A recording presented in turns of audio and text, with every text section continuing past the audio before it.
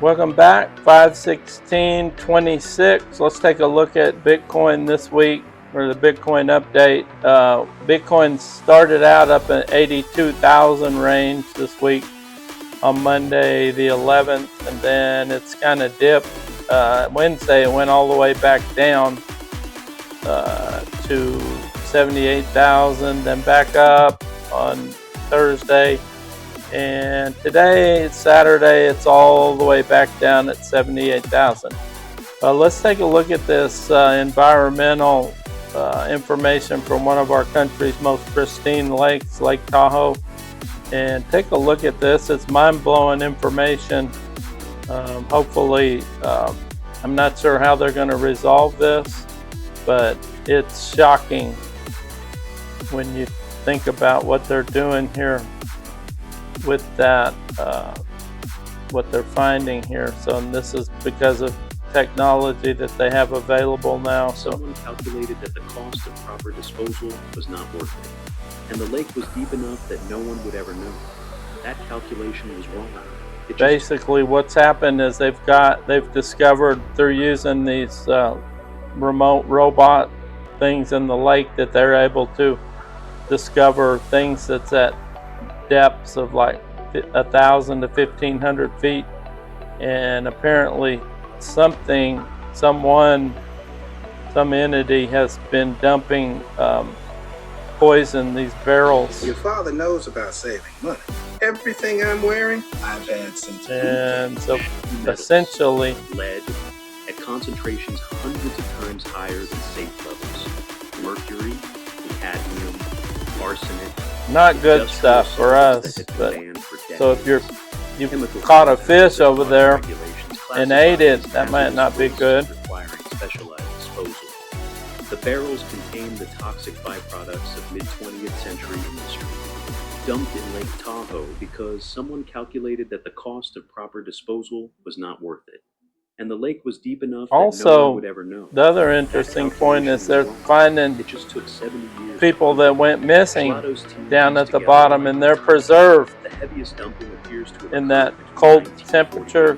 and 1965. The This bodies are corresponds to preserved, casino development so not only the poison or the post-war construction surge. stuff put in the water, but the bodies are preserved.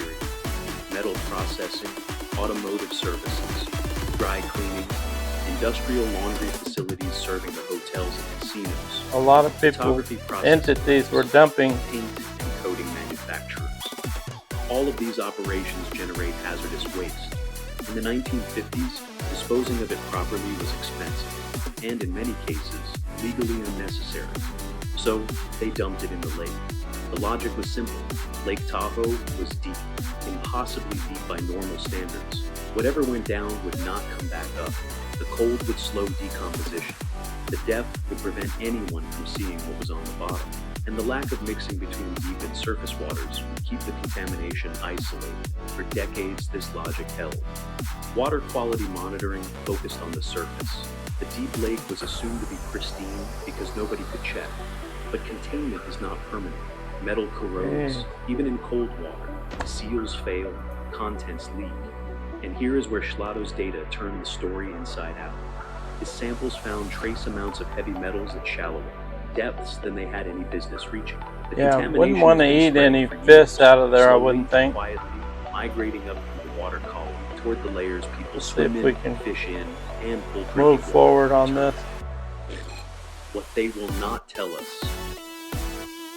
Among the debris documented by the ROV surveys were objects that did not fit the industrial dumping pattern, personal items, luggage, clothing remnants preserved by the cold, and in several locations, what the operators on the boat described as forms that should not be there. Lake Tahoe has a dark history that the tourism boards do not advertise. During the casino era, organized crime had a significant presence in the region. The Tahoe-Reno corridor was disputed territory between various criminal organizations. Disputes were sometimes resolved in ways that left bodies needing to disappear. Bodies would just be preserved at the depths and cold temperatures.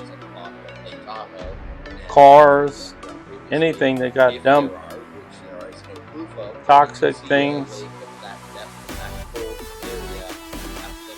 It's shocking.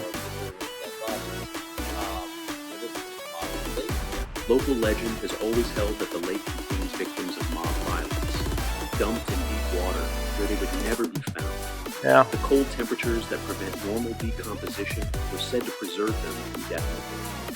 For decades, this was treated as legend, colorful local folklore, nothing that could be substantiated. The ROV footage suggests the legends may have been true. I want to be careful here, because this is the part of the story that has not been fully released to the public.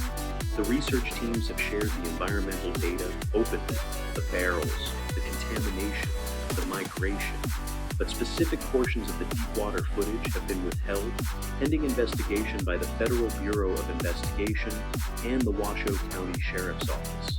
What members Potential of the homicides have described on background and conversations with reporters from regional outlets is that the surveys encountered what appear to be human remains in multiple locations along the deep basin. The cold has preserved them beyond what anyone expected. They are not skeletons. The soft tissue has been maintained by the near-freezing temperatures, the lack of oxygen, the absence of organisms that would normally consume remains. One operator, speaking to a Reno reporter, said only this: "I have a hard time sleeping after that shift. Let that land for a moment. We are not talking about archaeological. Such a beautiful lake. We are not talking about bones. And who would have thought that We are talking about humans would have been clothes, in the postures they were in, doing nefarious things? held in suspended animation by the same chemistry that held the barrels. Faces that, by every law of biology in a normal lake, should have been erased decades ago. They have not been erased. They have been waiting. Dating the remains is challenging without direct examination, which would require recovery operations that are logistically complex and legally sensitive. But the associated debris, clothing styles, personal effects, and vehicle models nearby suggest most date to the 1950s through the 1970s. That was the peak era of mob activity in the Tahoe. Every lighter still runs on That's butane. interesting, same though. fuel Why 50 that would years be ago. going on during That's exactly why they died on that specified time So we- period.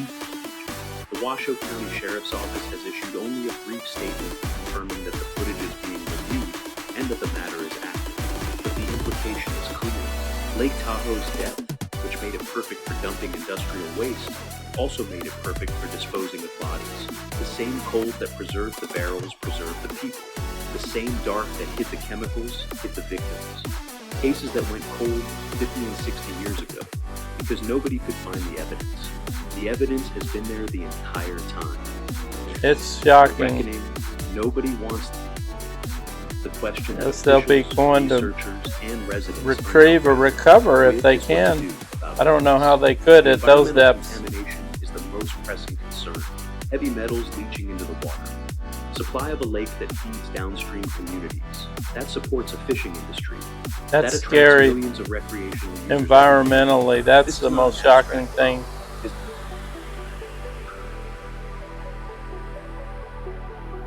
Thanks for watching and please subscribe to the channel.